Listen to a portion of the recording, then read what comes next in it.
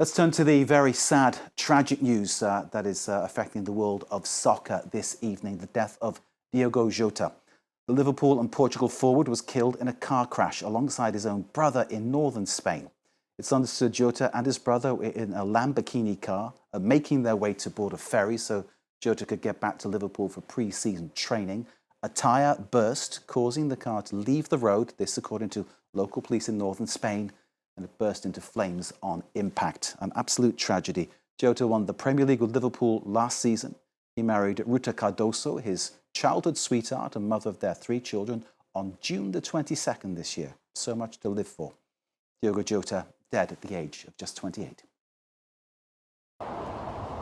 With tyre marks and the charred remains of a vehicle, this isolated highway in northern Spain is where footballer Diogo Jota and his brother died in a car accident. Police say Jota's Lamborghini veered off the road and burst into flames just after midnight Thursday, adding initial evidence suggested the car suffered a burst tyre. 28-year-old Jota and 25-year-old Andre Silva, also a football player, were the only ones inside. Jota's death comes less than 2 weeks after he married his longtime partner, writing in a social media post, "Yes to forever." They have 3 children, the youngest born last year. It's prompted an outpouring of grief from Jota's former teammates like Cristiano Ronaldo, who said his death didn't make sense and sent his condolences to the football player's family. Liverpool fans, meanwhile, laid flowers, cards and photos at Anfield Stadium. The way he played football with a smile on his face all the time, he was the epitome of enjoying what you do. Every time he went out on the pitch, he gave us all for us. And you don't know these people personally, but when you do lose somebody in this fashion, it's devastating. Born in the Portuguese city of Porto, Jota started playing football in local professional leagues before moving to the English club Wolverhampton in 2017. The forward joined Liverpool in 2020, winning 3 major trophies with the club, including the Premier League title last season. Jota also played for Portugal's national team and helped them win the Nations League last month. Karis Garland now. Let's get a knowledgeable fans' perspective on this tragedy. We've got all the tributes coming in, as we heard there from Karis in her piece, Cristiano Ronaldo among others, Richarlison, another one, Brazil's centre forward. Let's now bring in by phone Keith Corcoran. Now, Keith Corcoran is a lifelong Liverpool fan. Keith, in the early days, watched Liverpool from the famous Kop and travelled home and away to see the Reds triumph over the years. These images we're showing you now show the kind of company that Keith now gets to keep on match days. These photos with former Liverpool boss Jurgen Klopp and midfielder Harvey Elliott show the proximity that Keith and his friends have to the squad due to their stature within the club now. Keith, thank you for joining us. This is an incredibly sad day for Liverpool fans, for fans of football across the world.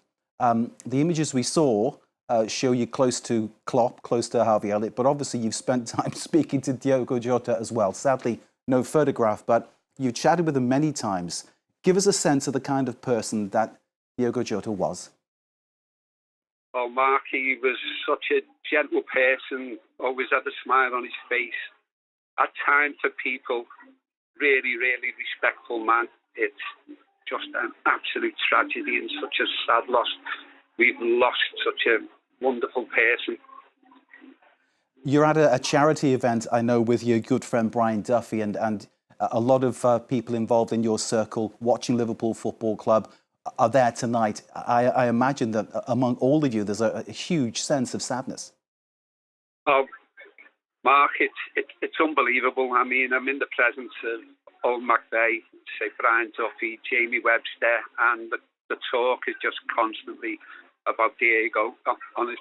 Jamie spent a lot of time with Diogo, and he's just endorsed exactly what I said before, what a wonderful, loving person he was. It's such a tragedy, Mark. How important a footballer was he for Liverpool Football Club, in your opinion? Oh, incredible. I mean, anybody who scores in his first 4 home games for Liverpool FC and scores the opening goal on the season for Arne Slot in his first game against Ipswich, what he brought to the team was immense. I mean, I know he had his injury problems, but we just take the Everton game when Salah scored 2, but the constant threat that night caused all the issues to the Everton side was Diego. He was immense, and that's what he did. Whether he was playing up front, whether he dropped into the midfield, he would chase. He was a brilliant footballer. He was good in the air. He was good on the ground. And in my opinion, he was the best in the 6-yard box under the current squad. I just loved the bones of him. He was brilliant. I remember the game. I was with you at the game you've just been speaking about, and what struck me about Diogo Jota was the fact that his work enabled the likes of Salah and all the other stars at Liverpool Football Club to actually excel, because he was creating so much space because of what he did. A very selfless player in many ways, but capable, as you say, of scoring the goals when it counts. 28 years old he was. It's no age to die. No age at all, and on top of that, his brother dying with him, Andre. I'm not too familiar with Andre, but what a tragedy. It's just so saddening. The family have lost not one son, 2 sons, both apparently brilliant footballers. I can only speak on behalf of Diogo because I've seen him play that many times. He was amazing, absolutely amazing. It's so sad, Mark, so sad.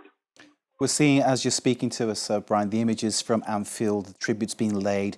We're seeing Everton shirts there too. It's a sense of fans coming over to sort of pay their respects. A Wolverhampton Wanderers shirt too is something I've seen as well. That, of course, is first club in England. In the Liverpool team, he wears the number 20 jersey, Keith. What happens to that jersey now? Do you have any sense, being an insider at Liverpool, what might happen to that shirt? Might it be retired? Well, recently at a Jamie Webster concert,